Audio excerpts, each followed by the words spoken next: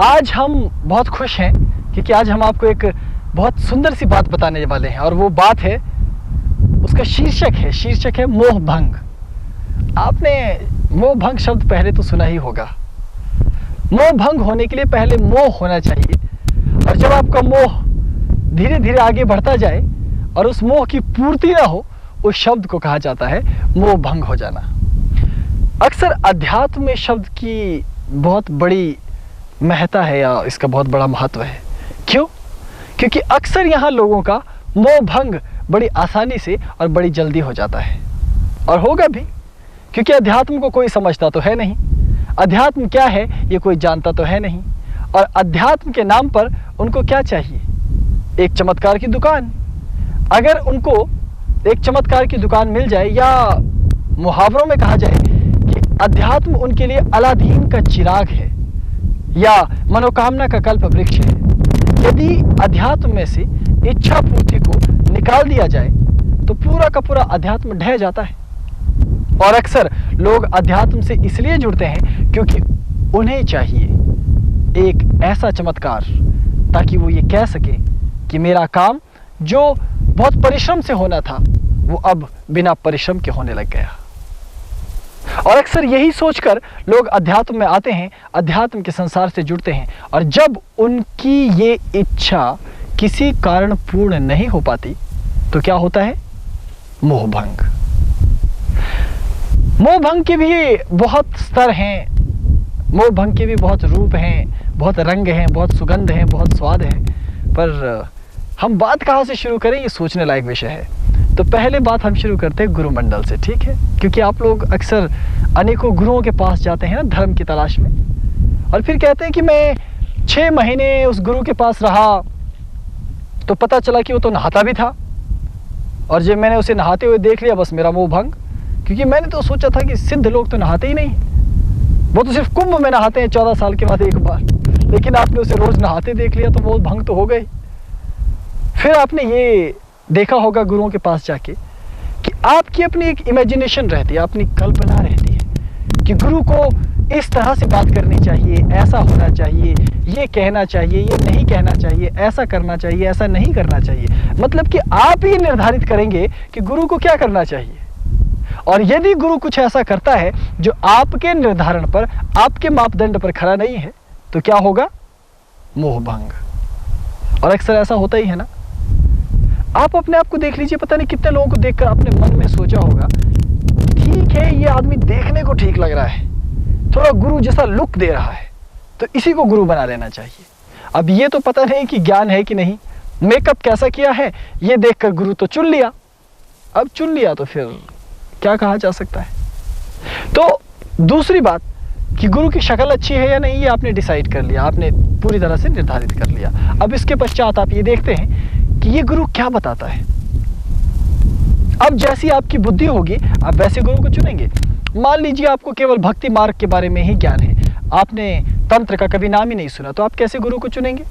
भक्ति मार्ग की। और यदि आप तांत्रिक हैं और आपको कोई कहे कि आप वृंदावन में जाकर राधे राधे कहो, तो क्या होगा?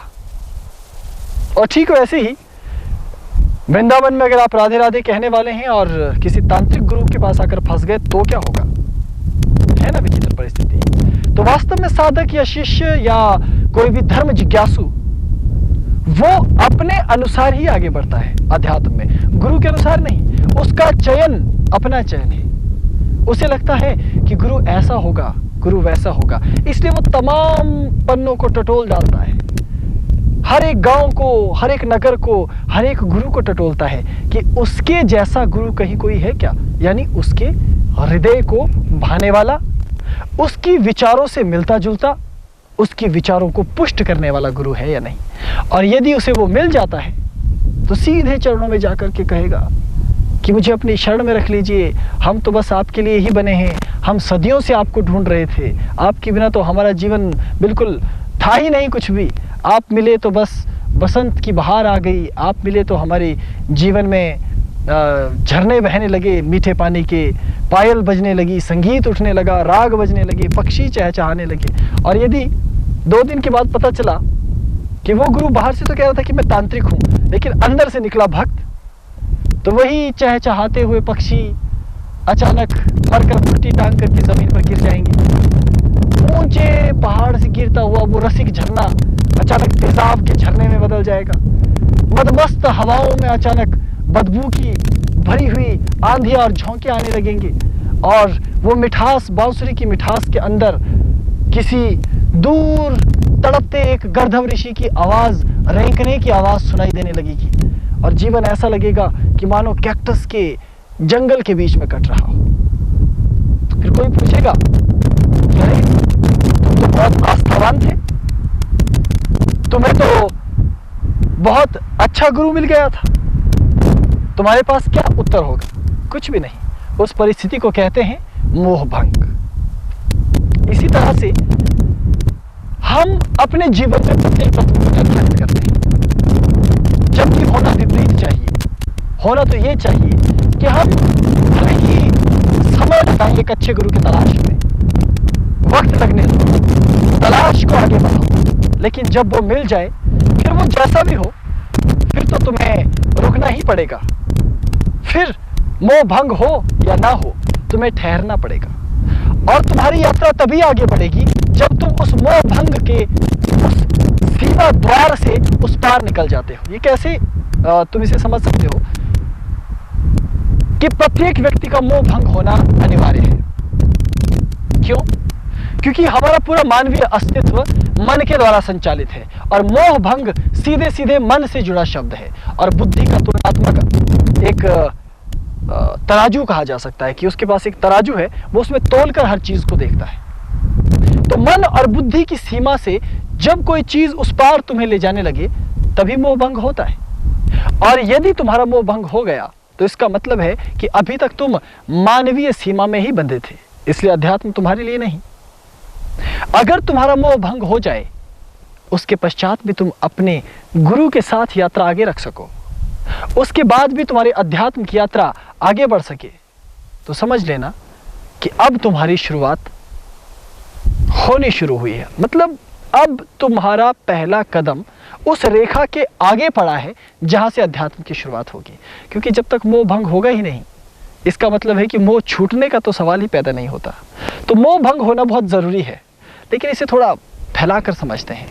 जैसे एक भक्त थे, हर रोज सुबह सुबह भोलेनाथ की पिंडी पर, पिंडी समझते हैं ना, पिंडी मतलब शिवलिंग पर जाकर दूध चढ़ा दिया करते थे, एक गिलास दूध। और शिवजी जी को कहते थे नाक रगड़ करके कि महादेव एक गिलास आपकी पिंडी पर चढ़ा है तो 5 गिलास शाम को आने चाहिए घर पे, अगर नहीं आएंगे तो फिर मेरी घरवाली कहेगी कि हर रोज जाके एक गिलास पिंडी पर चढ़ाते हो और घर में हमारे लिए दूध का 1 गिलास नहीं है। सौदेबाजी अच्छी थी, तो घर में हर रोज शाम को कहा जाता है कि 5-5 गिलास आ जाया करते थे।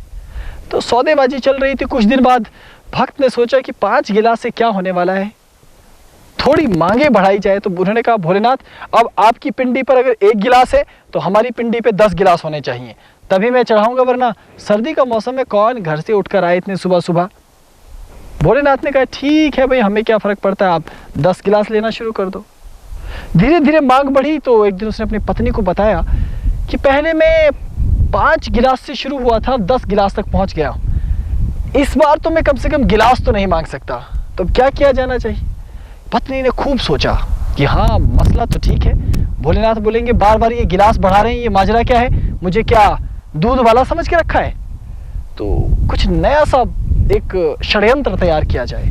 तो फिर पत्नी का षड्यंत्र, अक्सर पति लोग जब षड्यंत्र नहीं बना पाते हैं तो पत्नियों की शरण में जाते हैं, ऐसा मैंने सुना है, इसे गंभीरता से ना लें। तो पत्नी ने एक महाषड्यंत्र बताया, कहा कि आज तुम भोलेनाथ के पास जाओ, उन्हें कहो कि अब आधा गिलास मिलेगा सिर्फ, और उसके बदले में हर रोज हमें 5 अशर्फियाँ चाहिए। अशर्फियाँ सोने की अशर्फियाँ। इससे ऊपर मत सोचना, क्योंकि मुझे पता है तुम डायमंड्स तक पहुंच जाओगे, प्लेटिनियम तक पहुंच जाओगे, तुम्हारा बस चले तो उससे भी ऊपर कुछ मांग लोगे। हैं आजकल तो नया ज़माना है, तो क्रेडिट कार्ड मांग लोगे, 5 क्रेडिट कार्ड प्रतिदिन मिलने चाहिए जिसमें अकाउंट में काफ़ी पैसा हो, है ना, और लिमिट भी काफ़ी हो। खैर कहानी पर वापस आते हैं, क्योंकि कहानी सुनना तुम्हें पसंद है मुझे पता है।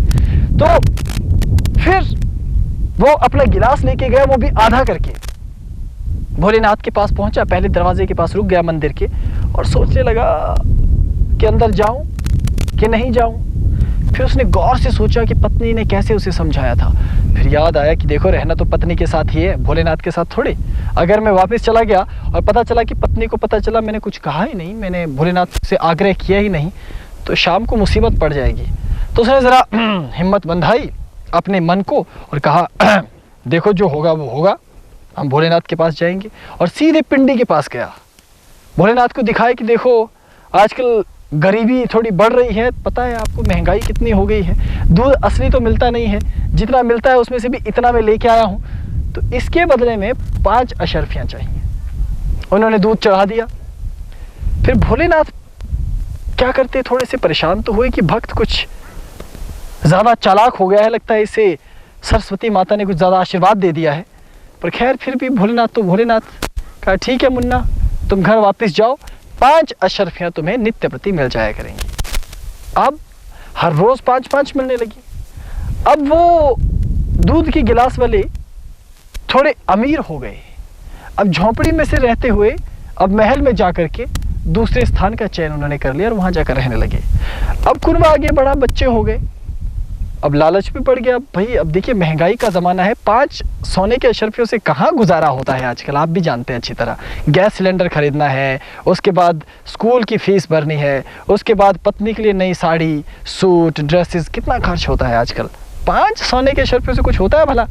गाड़ी चाहिए, गाड़ी ऐसे तो चलती नहीं है, उसके लिए भी कुछ चाहिए, बिजली, पानी, तेल, हवा, सब कुछ। उसके बाद फ्लैट खरीदा है, उसके लिए भी। इस तरह से मांगे बढ़ती गई। तो पत्नी ने फिर कहा कि ऐसा करते हैं कि दूध का गिलास थोड़ा कम कर देते हैं। अब आधे का भी आधा गिलास लेकर जाना चाहिए भोलेनाथ के पास और थोड़ी मांगे बढ़ा देते हैं। ज़्यादा नहीं कहेंगे, उनको कहते हैं कि 16 अशर्फियाँ सोने की अब तो कम से कम मिलनी चाहिए। फिर वही माजरा, दोबारा अपना मुंह लटका करके मंदिर के पास जाना, शिव जी की पिंडी को देखना, वहाँ जा कर के फिर ये कहना कि देखिए भोलेनाथ, महंगाई बढ़ गई है, गैस सिलेंडर कितने महंगे हैं, गाड़ी की EMI भरनी पड़ रही है, तो वगैरह वगैरह अपने सारी दुखड़े रोके कि इसलिए दूध घट गया है, लेकिन फिर भी हम आपको। और भोलेनाथ ने कहा कोई बात नहीं, ठीक है, इसको भी हम स्वीकार कर लेते हैं। इस तरह से बात आगे बढ़ती गई। तो एक दिन उसके मस्तिष्क में ख्याल आया कि हम दूध क्यों घटा रहे हैं जबकि हमारे पास तो पैसा बढ़ रहा है। तो उसने पत्नी के पास जाके पूछा कि अरे भाग्यवान, तुम ये मुझे एक रहस्य बताओगी। पूछा क्या? कि जब शिवजी जी को हम 1 गिलास दूध दे ही सकते हैं हर रोज, बड़ी खुशी से दे सकते हैं, तो तुम हो कि जितनी सोने की अशर्फियाँ बढ़ा रही हो, दूध घटा रही हो, माजरा क्या है?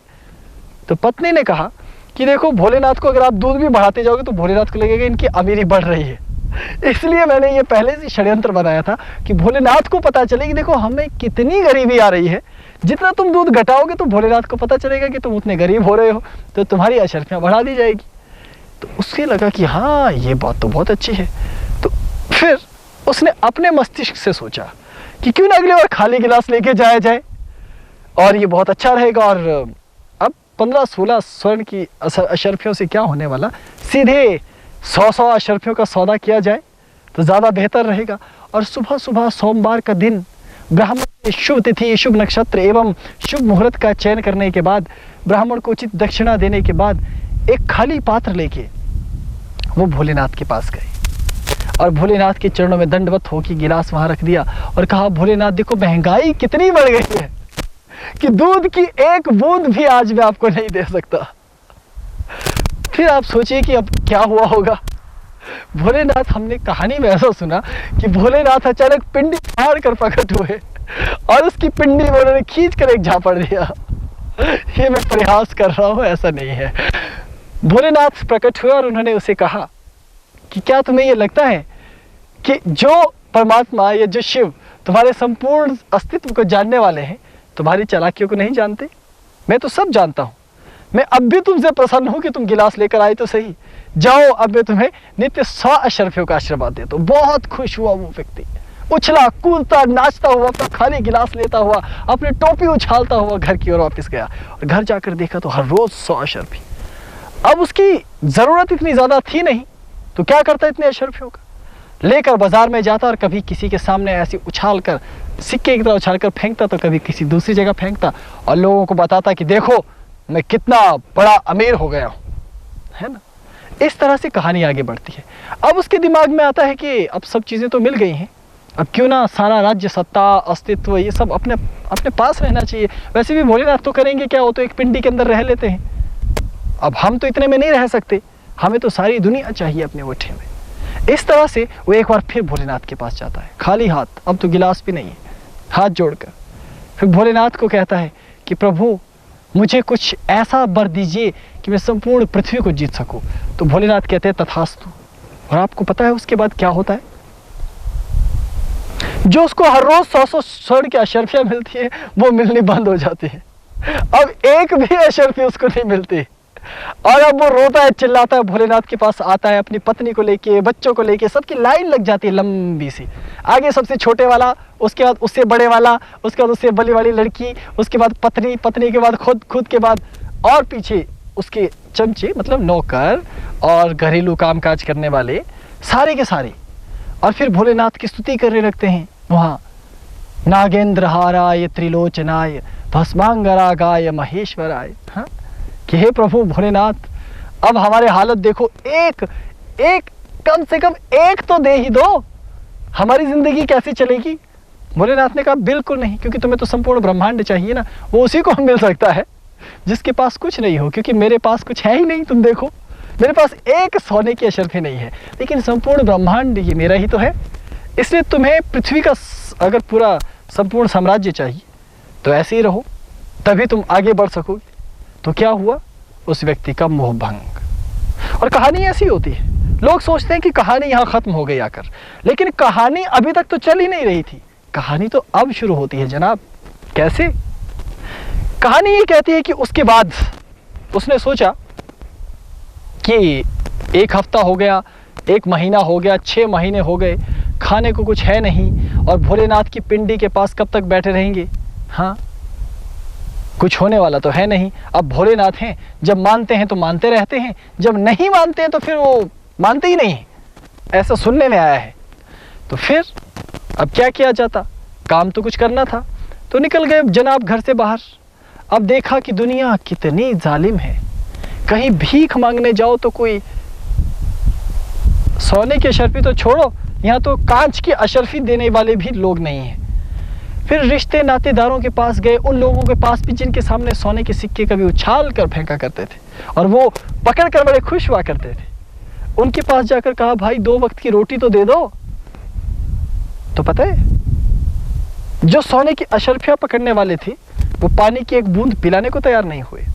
तो पता चला कि जो संसार है, ये जो दुनिया है, कितने निष्ठुर और कितनी अजीबोगरीब है। तब इस दुनिया का एक और चेहरा उन्हें नजर आने लगा। थकते हारते भूखे प्यासे हालत इतनी खराब हो गई कि पत्नी छोड़कर चली गई, बच्चे भी चले गए, नौकर चाकर तो बहुत पहले ही छोड़ गए थे साथ। अब बेचारे खुद बच गए अकेले। अब क्या करते? कोई चारा तो था नहीं। कोई कहता जब वो बहुत दुखी होते कि अरे भगवान का नाम लो, भगवान की शरण में जाओ, तो वो दुख दूर करते हैं। इतना सुनते उसको गुस्सा आता और वो पत्थर उठा के उस व्यक्ति का सिर फोड़ने के लिए भागता जो ये कहता कि भगवान की शरण में जाओ, क्योंकि उसको पता है कि भगवान की वजह से ही तो ये हालत हुई है आज। तो इतना गुस्सा आता है, परम नास्तिक हो गया। कोई उससे पूछता कि अरे भगवान के बारे में तुम्हारी क्या राय है, तो सीधा कहता मोह भंग है मेरा भगवान से, भगवान का नाम भी मत लो। और कोई कहता अरे वो तो महादेव है, तो बड़ा बिल्कुल से नाम मत लेना महादेव, कोई महादेव नहीं है।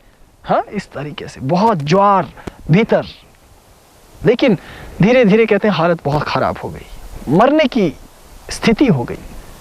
और किसी रास्ते के किनारे चौराहे के पास वो आखिरी सांस लेने के लिए लेट गया। उसकी आंखों के सामने अंधेरा छा गया और उसे अपना पूरा जीवन दिखाई देने लगा। उसे अपनी सांसों की आवाज़ें सुनाई देने लगी, दिल की धड़कन सुनाई देने लगी, और उसे लगा कि वास्तव में इस जीवन का कोई सार है ही नहीं। इस जीवन में क्या खोना क्या पाना सब व्यर्थ है। और वो एक ऐसी अवस्था में चला गया जहां उसे घोर निराशा ने, एक घोर अंधकार ने अपनी बाहों में भर लिया, और उसके बाद उसकी आंखें बंद हो गई। लेकिन वो मरा नहीं, केवल बेहोश हो गया। और जब उसकी आंखें खुली तो उसने देखा कि कुछ बच्चे उसके पास खड़े हैं जो उसको पानी पिलाने की कोशिश कर रहे हैं। वो उठा, उसने पानी पिया, और कुछ लोगों ने उसे बेहोश देखकर उसे कुछ खाने को दिया। और जब उसने एक एक निवाला भीतर लिया तो उसे बहुत आनंद की अनुभूति हो रही थी। वो रो रहा था, लेकिन इसलिए नहीं रो रहा था कि वो खाना खा रहा है इतने दिनों के बाद या पानी पी रहा है। उसे ये लगा कि ज़िंदगी में कुछ और है जो मुझे हासिल करना चाहिए, और वो मुझे शायद शिव ने दिया है। और तब वो भिखारी उस चौराहे पर खड़ा होता है और उसने एक कदम पहला आगे बढ़ाया और अपनी मंजिल की ओर बढ़ा। वो आगे बढ़ा, उसने गीत संगीत कलाओं को सीखना शुरू किया और वो धीरे धीरे एक बड़ा गायक बनकर एक बड़े प्रमुख नगर में एक गीतकार, एक संगीतकार और एक गायक के रूप में प्रख्यात होने लगा। लोग उसे सुनने आने लगे। धीरे धीरे बात फैली, सम्राटों तक जा पहुंची और सम्राटों के दरबार में जाकर गाने लग गए। और धीरे धीरे ख्याति इतनी बढ़ी कि चक्रवर्ती सम्राट उसे छीनने के लिए युद्ध करने लगे। और एक समय ये आ गया कि धन दौलत ऐश्वर्य सब उसके चरणों में रहने लगा। तब वो कहीं भी जाता, विश्व के किसी भी कोने में जाता, हर ओर उसका स्वागत और अभिनंदन होता।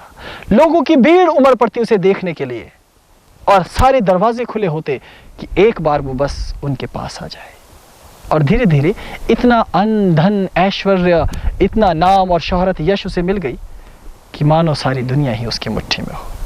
लेकिन तब कोई भी सोने की अशर्फी ऐसी उसे फिर दोबारा नहीं मिली जो उसे आकर्षित कर सकती हो, जिसमें सोने की खनक हो। कोई पत्नी उसे ऐसी, फिर कोई स्त्री उसे ऐसी नहीं मिल सकी जिसमें वो राग हो, जिसमें वो आकर्षण हो जो पहले था। उसके बाद वो शिव के पास फिर लौट कर आता है, लेकिन मैंने सुना है तब भी वो खाली हाथ ही आता है। भगवान शिव को कहता है कि देखो गरीबी कितनी बढ़ गई है और महंगाई कितनी बढ़ गई है कि मेरे पास दूध तो बहुत है पर मैं तुम्हें नहीं दूंगा, क्योंकि जो तुमने मेरे साथ किया है वो बहुत अच्छा किया है। इसलिए अब ये लेन देन बंद है। आज से मैं तुम्हें याद करूंगा, लेकिन दिल में ही याद करूंगा। तो जिंदगी बड़ी अजीब है। कब कहां किस चीज से किस कारण मोह भंग हो जाए ये कोई नहीं जानता। लेकिन जिंदगी उसी की है जो मोह भंग होने के बाद भी उस सीमा और उस रेखा के उस पार जा पाता है। और जो इस किनारे पे रह जाते हैं, मोह भंग होकर किनारे को बदलने लग जाते हैं, याद रखना वो किनारों पर ठोकरें ही खाते रहते हैं। ये ठीक वैसे है कि एक नदी में एक बाढ़ आ जाती है बहुत तेजी से, और एक पत्थर बहता हुआ उस बाढ़ में जा रहा है। उसके टुकड़े हो गए, 2 टुकड़े। एक टुकड़ा कहता है कि मैं नदी के बाएं किनारे चलूंगा और दूसरा कहता है मैं दाएं किनारे। जल्द ही दोनों टुकड़ों का मोह भंग होता है। दाएं वाला कहता है कि मेरा मोह इस किनारे से भंग हो चुका है, वो बाएं किनारे की ओर बहता हुआ जाता है, और बायां वाला दाएं की ओर। फिर उनका अपने अपने किनारों से मोह भंग होता है। फिर वो दोनों किनारे बदलने की सोचने लगते हैं, बात करने लगते हैं। अचानक एक पत्थर इस दाएं बाएं होने वाली परंपरा को छोड़कर उस नदी से बाहर आ जाता है। वहां एक शिल्पी बैठा है जो उस पत्थर को तराश कर एक खूबसूरत मूर्ति बनाकर उसे एक बहुत ऊंचे चबूतरे पर स्थापित कर देता है, जहां लोग उसे देखते हैं, उस पत्थर को छूते हैं और उसकी खूबसूरती का बखान करते हैं। और दूसरा है जिसका मोह भंग लगातार हो रहा है, कभी इस किनारे कभी उस किनारे, और हर बार जितनी बार मोह भंग होता है उतनी बार वो पत्थर टूटता है। याद रखना, जितनी बार तुम्हारा मोह भंग होगा उतनी बार तुम टूटोगे, और टूटते टूटते अस्तित्व रहित हो जाओगे। अब मर्जी तुम्हारी है, अस्तित्व रहित होना भी बुरा तो है नहीं। सोचना तुम्हें है कि क्या तुम्हारे लिए मोह भंग अच्छा है या बुरा। पर सच पूछो, मेरा तुमसे तो मोह भंग हो ही चुका है। अभी इतना ही, अब मोह भंग हो ही गया है तो तुम्हारे साथ रह के क्या करूंगा। ओम नमः शिवाय।